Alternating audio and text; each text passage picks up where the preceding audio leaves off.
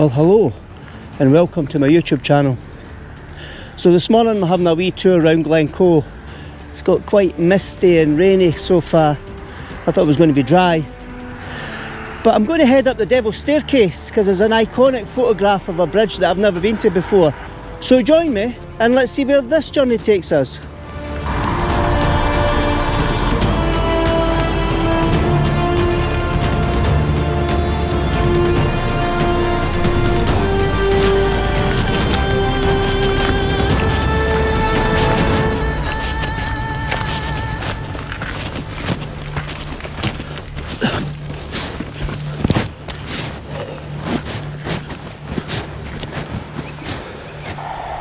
So that there is the famous buckle of Moor, and all that cloud you see over there is way down to Glencoe from a walker's point of view, not from the road. So as you can see, there's a tent pitched up there, so we'll keep walking and let's see what we can find. Oh, just stop for a breather. Oh boy. So I just keep walking up the path. I thought I saw a tent. Oh, there it is. We'll turn round. You can see there it's behind me. So just to explain where I am, this path is the Devil's Staircase, which is part of the old military road that was built all the way up to Fort William. But it's now used as part of the West Highland Way. So what I'll do is, I'll keep walking. I don't think I've got long to go now before I reach that bridge. And I'll catch up with you, let's see when I'm there. Right, so I've reached the bridge. So it wasn't that far at all, which is quite good. So let's walk across, and what I'm looking for is a nice composition that allows me, if I turn round, to get the bridge in the composition with the buckle in the background. But as you can see, the mist's coming over the front of the buckle quite quickly, but hopefully with it moving that fast it might clear as quick. But I also want a white cottage in the composition as well. So I'll keep looking around to look for an elevated position, and I'll catch back when we're ready to take the photo. Alright, so I'm staying quiet because there's a tent behind me and I don't want to look anybody up. But the composition I've got here is I've got the bridge in front of me, and then I've got two kind of compositions. I've got a wide composition using landscape, or I've got a portrait composition. The challenge I've got though is the mist and that fine rain just keeps coming in all the time and it keeps moving, so sometimes I can see bits of the buckle and sometimes I can't. So what I'm going to do is I'm going to take a number of shots here because I'm keen to get the white cottage as part of this composition as well. So I've got the leading line down for the path over the bridge down, then I've got the white cottage, and then I've got the buckle in the background. So what I'll do is I'll try different compositions and I'll share those images with you just now.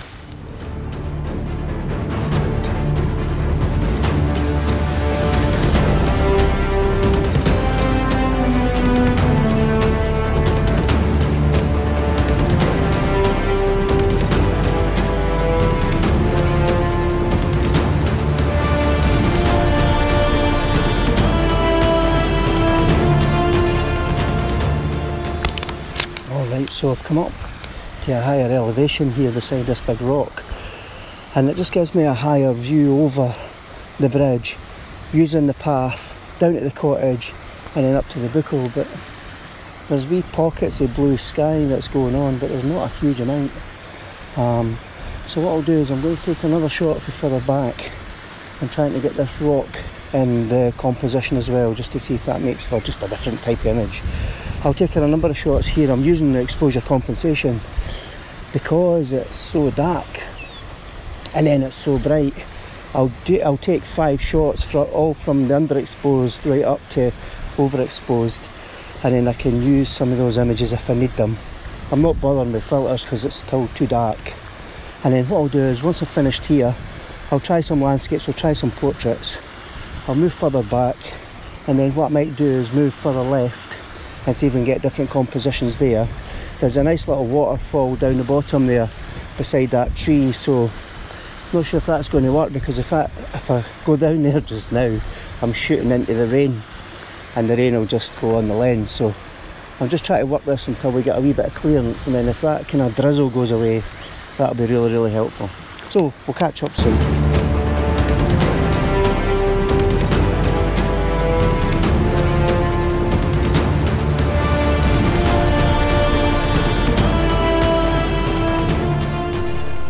Alright, so I've taken quite a number of shots down there. I managed to get a shot with the tent, but what I'm going to do is walk up to that hill just to see if I've got a kind of viewpoint, and see if I can get higher still, because the drizzle has stopped, but I'm just trying to see if I can get different compositions for different angles, just to make it a wee bit more interesting. Right, so I've come up to a wee bit higher elevation. I'm a good bit up behind that tent, so I can speak a wee bit louder. I didn't want to wake anybody up because it's still 7 in the morning. Right, so I'll show you my setup. So what I'm planning to do is use the tent in the composition, use it as a leading line. I might wait for some of these walkers to come over the bridge and get some nice shots of some people just using the West Highland Way, and look at the textures of the clouds on the buccal.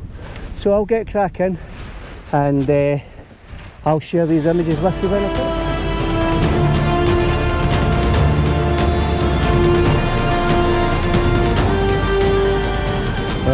I'm moving a bit, but it's like a big massive bog. It's sucking me down. You'll probably hear that. So I'm just being careful. So what I'm trying to do is just catch 2 or 3 walkers on the West Highland Way coming up the path, if anything, just to give it a wee bit of interest. But I've taken a big wide angle shot. I've taken in a couple of zoom shots because I'm using the tent to my advantage this morning, because it's nice to see the tent there and it gives you something of a wee bit of interest. So what I'll do is I'll finish off taking photos here, and then I'll move down and we'll see if we can get some shots of the waterfall.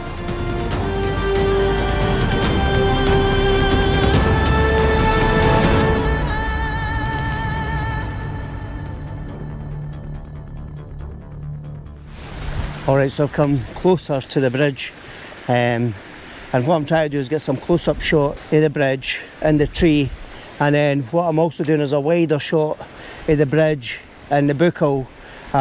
Obviously the bridge is the focal point, but what I want to try and see is, as the clouds start to clear but then it gets thick again, I'm trying to see if I can get as many shots as I can, so that I can pick 1 or 2 that'll actually turn out and add quite a lot of atmosphere. And I was just thinking that this might be a location where a black and white might work, especially to try and give you that atmospheric look. But I don't know, because I'm not really a black and white photographer. But what I'll do is, for some of the shots I've taken today, I'll convert them to black and white, and you can decide if the black and white does add or improve the images and make it a wee bit more atmospheric.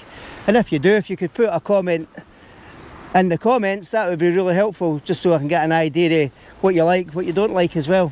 So what I'll do is I'm just going to see if there's a shot with that little waterfall beside the tree. The only challenge is the spray has come back for the rain, so, and the wind's picked up, so you can see the clouds moving quite quickly, but there's a lot more clouds still to come in.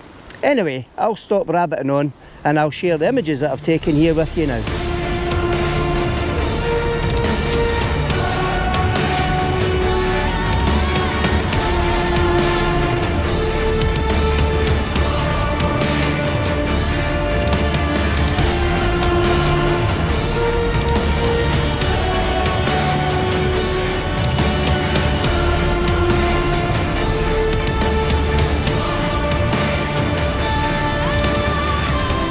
Alright, so I've come up to one of the higher points in the hill just to try and get a wider kind of panoramic shot of the Buckle down towards the Glencoe ski centre. I'll take that shot. Now what I'm going to do is just turn on my exposure compensation and get my bracketing done because it's really bright down the bottom there at the foot of or at the entrance to Glencoe. However, where I am, there's no point in putting filters on to try and catch the sky because I'm getting such a spray for the rain. And the thing is, it's not even heavy rain, it's that drizzly spray, and it's really annoying, especially for photography, because it just gets everywhere, it gets in your lens, and I'm forever wiping my lens. But yeah, what I'll do is there's a little pond down in front of me, so I'll try and use that as a bit of foreground interest, and you never know, these might turn out to be some quite nice shots. I'll then turn around and I'll face the Buckle, and I'm just checking that I'm getting the texture in the sky that I'm looking for, and I am. Let me just double check. I'll try that. So I'm shooting at a 200th of a second because it's quite windy and I want to freeze the clouds as much as I possibly can. There we go, I've got some nice clouds now. Oh, that's worked out really nice. So I'm also using manual focus just to make sure.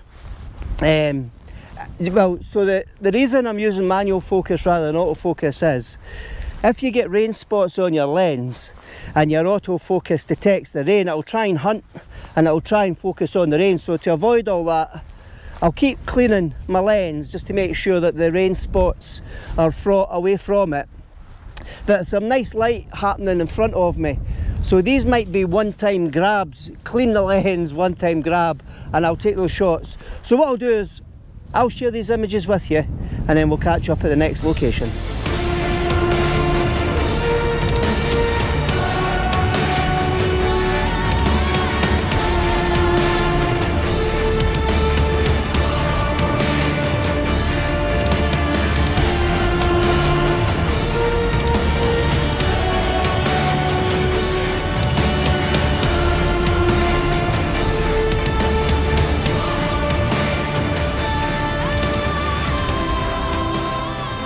Well, I've climbed down to the edge of this, what I thought was a wee pond. It's just a bit of marsh land, but because there's no sun, it's not really lighting up. So because I'm down closer to the kind of pond, I needed to change my lens so I can get a wider view. So I've put the wide angle lens on, the 16-35, and what I'm trying to do is just get a full view of the Buckle with the pond in the foreground. I'm turning it round so I can go down the glen as well, but the light's moved away from that mountain, so I'm just waiting on the clouds breaking a little bit, and then I can try and get some more light over there.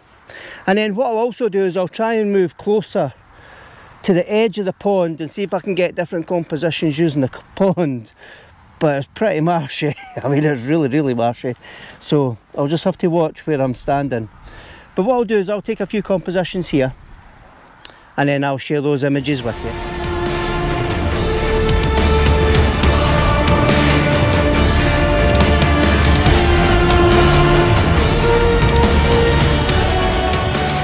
So as I was moving round, I spotted this composition. So I'm right in front of that little pond, and you've got a couple of kind of raised beds inside it, and it's actually quite nice.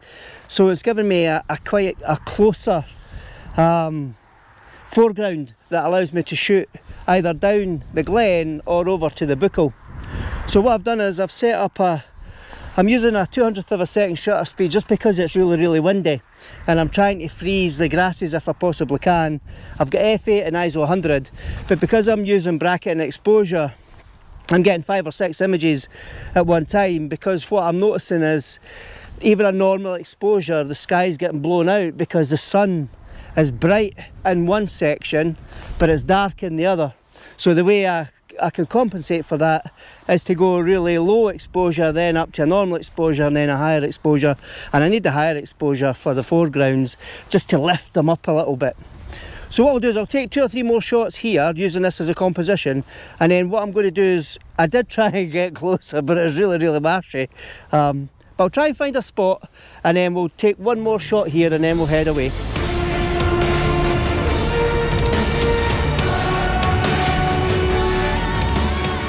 Alright, so I've just come down to the other side of that little pond because the sun has lit up the hill behind me, or in front of me, and I'm using that kind of pond as a wee bit foreground interest to shoot in to the light, because I've got a dark foreground and a bright background. I don't know if it'll work because it's not the prettiest of hills. So what I'll do is, I'm going to keep walking, I'm going to head back to the van unless I see something on the way down, and then we'll go and find a new location. So if those images worked out, I'll share them with you now and we'll catch up at the next location.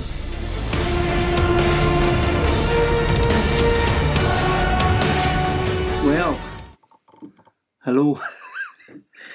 Unfortunately, after I left the Devil's Staircase, the rain came on and it absolutely poured.